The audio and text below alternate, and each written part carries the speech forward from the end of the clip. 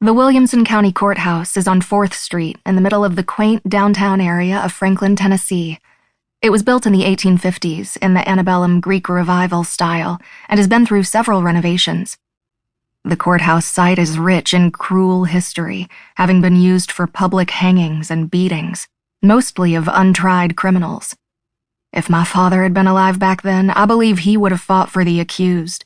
He would have stood up for the meek, the poor, the innocent, and, yes, even the guilty. As a child, I would often hear him talking on the phone in his study, telling a client or reporter that he believed everyone, yes, everyone, deserved the best representation available to them. That was my father. Whether someone had millions of dollars or was flat broke, if my father believed he could help, that's what he did, for his entire legal career, right up until he was shot in the head. Having just turned 32, I'd already made a name for myself as a criminal defense lawyer in and around Nashville. Not on the level of my father, but I was working on it. A person might think the child of a murdered criminal defense lawyer would go into law enforcement or prosecution or some other field altogether. But my father was a criminal defense attorney, and I knew early on I would be one too. He was dead, after all, and there was his legacy to uphold. A legacy I was obsessed with preserving and, hopefully, building upon. He could no longer defend the oppressed, but I could. He could no longer win hard-fought judgments for the wrongly accused, or reduce exorbitant sentences for the guilty. But I could, and I did.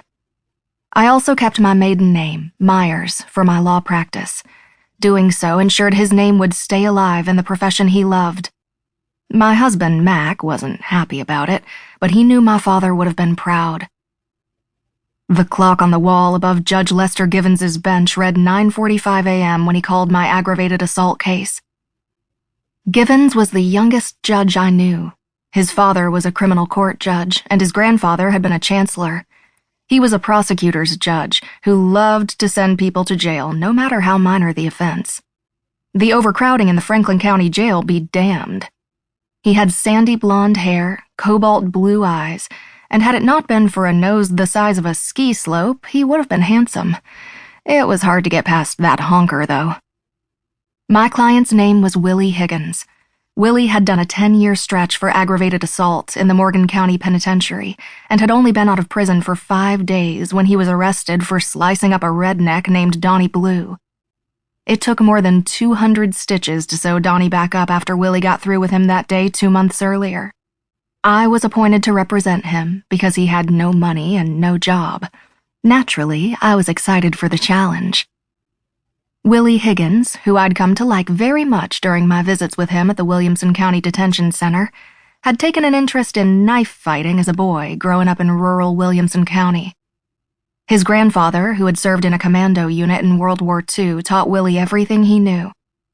He'd apparently learned his lessons well, because the 10 years Willie spent in prison came about after he got into an altercation in a bar in Lebanon, a suburb of Nashville best known for being the corporate headquarters of Cracker Barrel, during which he'd used a small pocket knife like a surgeon uses a scalpel.